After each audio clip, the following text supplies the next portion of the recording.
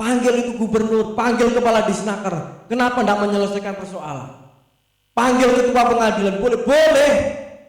Ancam dengan anggarannya. Jawa Timur ini kaya teman-teman. Pertumbuhan ekonominya melebihi dari pertumbuhan ekonomi nasional. Apalagi nanti Jakarta kalau ibu kotanya pindah, kemungkinan kita akan nyalep Jakarta nanti ini. Kemungkinan saja Bung ya.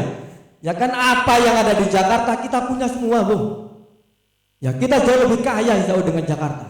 Apalagi nanti Jakarta kan sudah termasuk desa bisa nanti ya. Karena sudah bukan ibu kota. Sorry Bung ya. Karena ibu kotanya kan kepindah ke Kalimantan, otomatis bukan ibu kota lagi.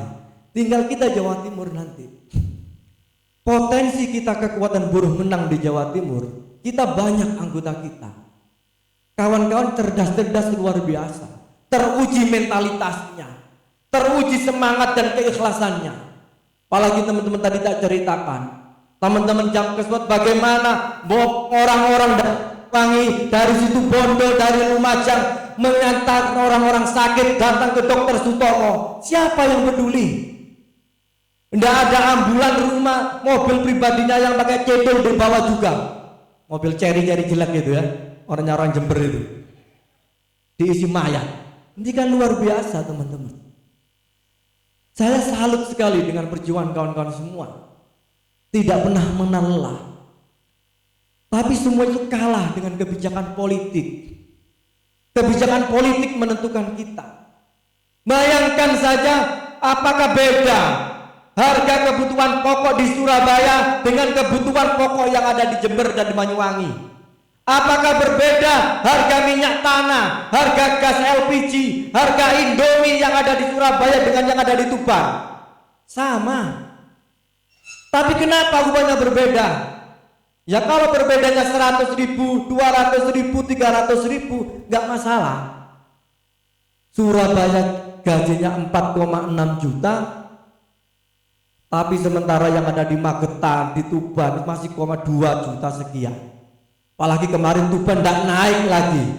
Sudah bertahun Tuban tidak naik upahnya. Berapa jatuh Ji? Sampai jatuh Raji pusing, mau bunuh diri isi nambah.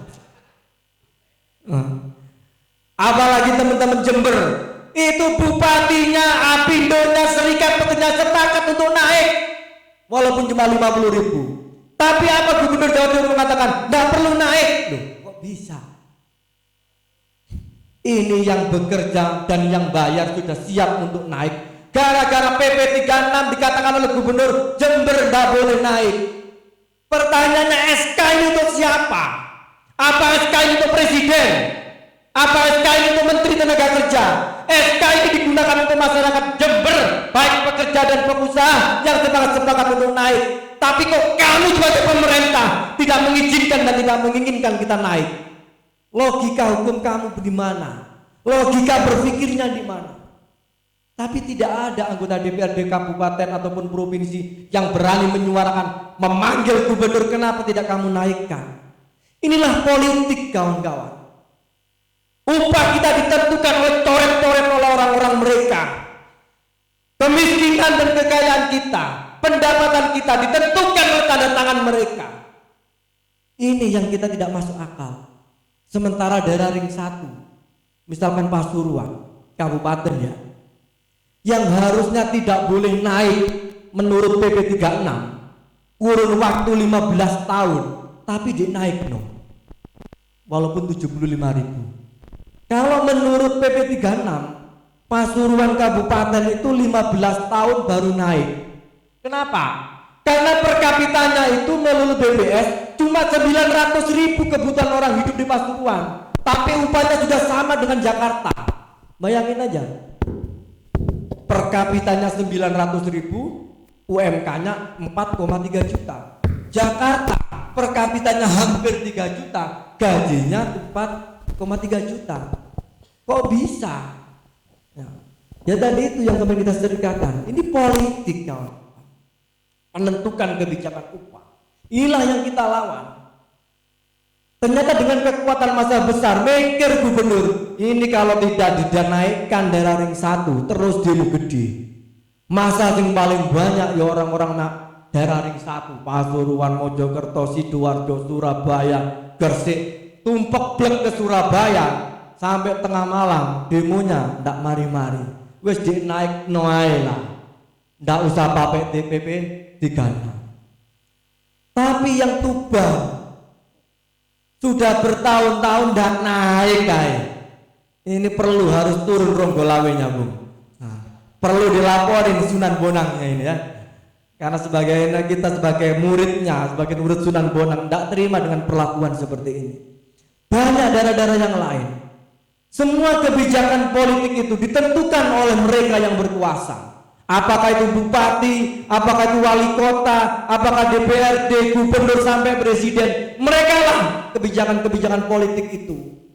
Dan siapa yang memilih mereka? Yang menentukan mereka walaupun atas nama demokrasi adalah rakyat, tapi rakyat diberikan pilihan. Calon presiden harus memenuhi syarat 30%. Atau sekarang berapa? Parliamentary slot itu 30% kurang lebih ya. 20%. Tentunya mereka partai-partai besar saja yang bisa menentukan calon presiden. Tentunya walaupun atas nama rakyat memilih, tapi yang menentukan pilihan-pilihannya ya orang-orang itu. Dengan ketua partai itulah bisa menentukan siapa menteri-menterinya. Saya berharap Partai Buruh 2024 menang, Bung Haji Said Iqbal jadi Menteri Tenaga Minimal, atau Bung Riden dan Bung Anto ya jadi Kepala Bappenas misalkan. Itu kan harapan kita untuk menata kehidupan kita di Provinsi Jawa Timur khususnya. Kita menginginkan hal itu sekali lagi kawan-kawan. Tidak terbayangkan anggota kawan kita Bung Obon sama-sama aktivis buruh, sama-sama seperti kita, ketua PUK, ketua KC dan juga dulu Bung ya. Sekarang jadi anggota DPR RI di Jakarta. Ini luar biasa. Apa tidak mungkin kawan-kawan yang ada di sini? Sangat mungkin.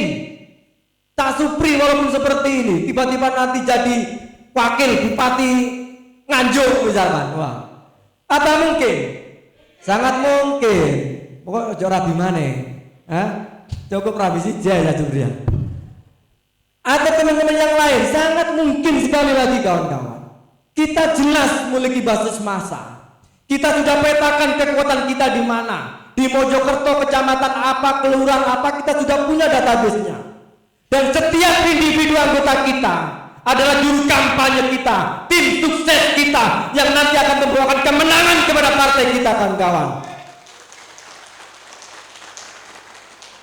Karena kita sudah teruji test case kemarin tahun 2019, Pak Untung mantan calon legislatif Pasuruan hampir jadi, kurang 1 kursi tok, kurang 1 kursi ya. Coba oleh 2 kursi Dewi dan DPR pasti jadi. Tapi suaranya banyak ini Bung, suaranya banyak, dan saya sangat yakin dengan kehadiran partai ini. Saya yakin Cak Untung akan jadi anggota DPR Kabupaten Pasuruan nanti. Karena masalahnya jelas, apalagi kalau kita bisa merubah Bung, undang-undangnya dirubah, direvisi misalkan. Nah, boleh nyoblos di pabrik, itu harapan kita. Ya kenapa di Pasuruan itu suaranya besar-besar bulat-bulat? Saya tidak tahu teorinya bagaimana ini Bung Mahkamah Partai ya. Pondok-pondok pesantren itu kok tidak pulang, tapi bisa satu suara. Itu kok bisa caranya seperti itu ya? Ya tidak apa-apa. Itu nanti harapan kita, misalnya kita organisasi nanti. Kita mulai nanti akan setelah kita lolos, selesai di tingkat kabupaten, kita selesai di tingkat kecamatan, lalu kita coba database, anggota kita daftarkan, baru kita nanti akan berbicara pemenangan. Di saat berbicara pemenangan, kita coba nanti akan diskusi dengan teman-teman nasional.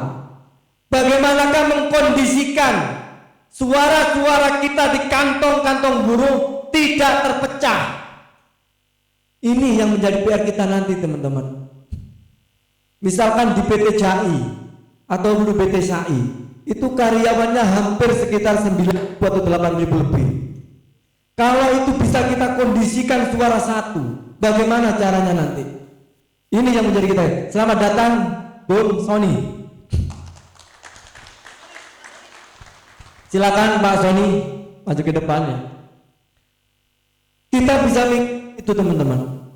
Misalkan itu seperti kondisikan seperti di beberapa pondok pesantren, bisa tidak pulang tapi satu suara. Saya hakul yakin PUK besar kita menjadi lumbung suara kita, dan itu pasti akan menang kawan-kawan. PUK-nya Cak Untung aja berapa ribu Pak Untung? 3.000, itu sudah satu suara di Kabupaten Pasuruan, itu kursi. Saya sangat yakin itu potensi menang itu ada teman-teman. Apalagi makanya wilayah basis industri termasuk di Reng 1 dan juga di Tuban, daerah-daerah Banyuwangi, Jember dan yang lain, potensi kemenangan itu nyata teman-teman. Kok potensi kemenangan dan kita meraih kemenangan itu ada. Kalau partai-partai yang ada rata-rata dengan bermodalkan uang, tapi kita punya ikatan hati dengan anggota kita, kita punya ikatan moral dengan keluarga kita, dan itu jauh lebih kuat kalau kita bisa memupuk dan memeliharanya kawan-kawan. Maka jangan berkecil hati. Kita semua hari ini lagi berusaha. Ini kita jadikan ladang perjuangan kita. Dan yang paling penting sesuai dengan arahan dari Presiden, partai ini adalah partai harian, partai yang bekerja harian, bukan hanya partai musiman yang musim pemilu, musim kampanye baru bekerja, tidak. Tapi kita hadir di masyarakat setiap hari, setiap waktu. Di saat karya, di saat buruh, di saat rakyat mengalami kesusahan, itulah kehadiran partai buruh. Di mana ada orang yang tidak bisa berobat, disitulah partai buruh hadir. Di mana ada karyawan di PHK, karyawan ditelantarkan, disitulah partai buruh berkibar dan akan hadir mengadvokasi kawan-kawan. Itu tujuan partai. Apalagi kalau nanti partai kita sampai menjadi anggota dewan, menjadi anggota eksekutif ataupun legislatif, tentu tuntutan kita terhadap kawan-kawan kita akan semakin kuat. Kan kita jadikan basis-basis kekuatan itu teman-teman. Makanya jangan berkecil hati. Melalui konsolidasi ideologi ini kita akan diberikan suntikan semangat lagi. Ingat kawan-kawan kabupaten kota, masih banyak PR berat kita. Esko kecamatan menjadi target kita untuk selesai dalam 1 sampai terakhir 2 minggu. Tadi walaupun sudah beberapa kabupaten kota sudah menyelesaikan, walaupun ada 1-2 kabupaten kecamatan yang belum selesai, harapan kita punya waktu 1 minggu sampai 2 minggu ini. Setelah itu kami dari Esko Provinsi akan turun ke lapangan. Kan kita datang bareng-bareng. Mungkin pertama kita akan datang ke ujung kulon atau share terus sampai ujung kulon wilayah Tuban. Kita nanti akan datang satu persatu tiap kabupaten, ketemu dengan teman-teman kecamatan. Ini pekerjaan yang berat. Sekali lagi, terima kasih Bu. Terima kasih kawan-kawan. Kawan-kawan datang dari pagi, ada yang berangkat tengah malam. Saya atas nama Esko Provinsi dan segenap teman-teman pimpinan pusat mengucapkan terima kasih. Ada teman Banyuwangi yang berangkat mulai jam 10 malam, ada yang jam 9 malam. Ada teman Tuban yang berangkat mungkin menjelang setelah subuh. Ada teman-teman Nganjuk, ada teman-teman Magetan, ada teman-teman Blitar dan yang lain. Ada teman-teman di Pulau Madura yang tidak bisa kami sebutkan satu persatu. Tentu kawan-kawan sangat datang hari membawa semangat. Semangat yang dimiliki oleh kawan-kawan menjadikan kami di tingkat provinsi maupun di pusat semakin semangat lagi. Kalau kawan-kawan sebagai motor utama kami, sebagai motor pergerakan. Untuk itu atas nama Esko Provinsi Jawa Timur sekali lagi mohon maaf yang sebesar-besarnya. Manakala dalam pertemuan ini kurang ada yang memuaskan. Tapi kita hadir di sini sekali lagi sama-sama memiliki cita-cita, menggantungkan sebuah harapan. Kita ingin negara kita Indonesia ini menjadi negara-negara yang sejahtera, negara yang benar-benar dimiliki, yang memberikan kesejahteraan kepada rakyatnya, baik itu sejahtera kepada pekerja, petani, nelayan dan seterusnya. Maka dari itu atas nama Esko Provinsi Jawa Timur, terima kasih, salam hormat terhadap seluruh pengurus yang ada, seluruh anggota-anggota kita, baik di kabupaten dan kecamatan. Mungkin itu yang bisa saya sampaikan kawan-kawan. Lebih kurangnya mohon maaf. Billahi taufiq wal hidayah. Wassalamualaikum warahmatullahi wabarakatuh. Hidup Partai Buruh! Partai Buruh! Partai Buruh! Nah, Terima kasih.